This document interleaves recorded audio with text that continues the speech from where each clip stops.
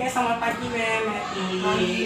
Jadi kami kan di kulit ini ingin melakukan wawancara berhubungan dengan tugas bahasa Indonesia kami yang berjudul artikel ilmiah populer. Boleh kami ambil waktu Mem sebentar? Silakan. Jadi pertanyaan pertama adalah Mem usianya berapa?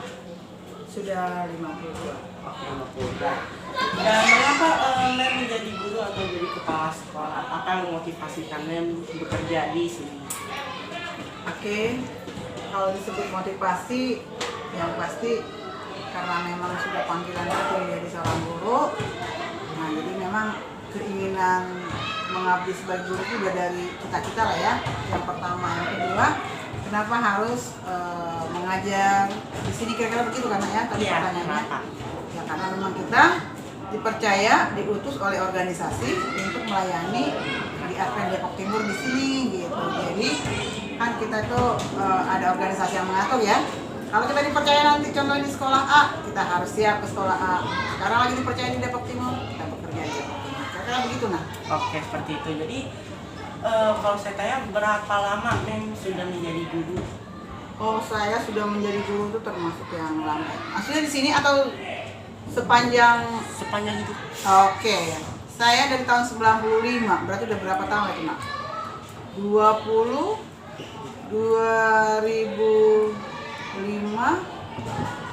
Atau biar lebih gampang, sejak tahun berapa Mem mengajar? 95. Oh, 1995 sampai sekarang. Berarti 20 berapa lah tuh?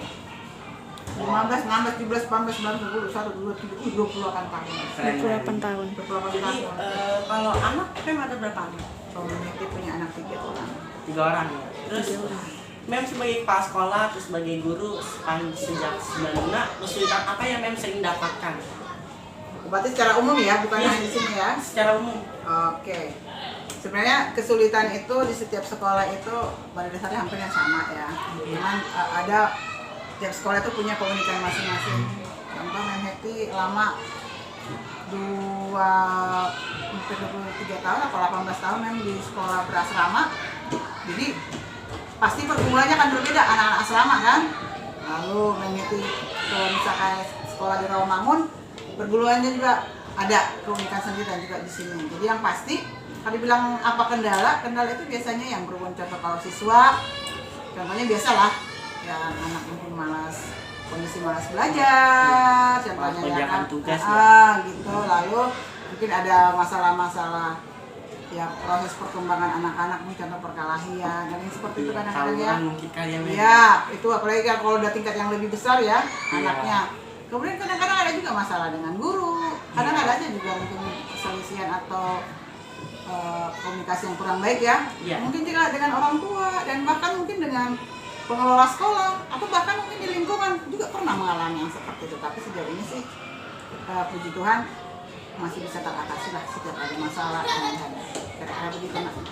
Oke, jadi kan seperti yang tadi Mem kasih tahu kami, masa-masa itu bagaimana Mem, resolusinya Mem gimana dengan masalah-masalah itu? Oke. Resolusi. Jadi kalau Mem sih yang pasti kalau menghadapi masalah seberapa besar tuh masalah itu yang pertama itu berdoa ya. Itu udah utama itu karena itu merupakan senjata kita yang paling pamungkas itu berdoa. Kemudian biasanya kalau contohnya ada masalah dengan ya, siswa, nah kita nanti ajak bicara dari hati ke hati itu anak, ada masalah apa, kenapa terjadi dan bagaimana kira-kira solusi. Biasanya kalau sudah Mem ajak itu bicara dari hati ke hati, didoakan. Nah, biasanya adalah perubahan yang lebih baik. Begitu juga kalau ada masalah dengan contohnya dengan rekan guru, gitu kan. Dan bahkan mungkin dengan orang tua dan siapapun, intinya adalah harus ada komunikasi yang baik. Biasanya kalau kita sudah lakukan komunikasi, nah solusi pasti akan tercapai.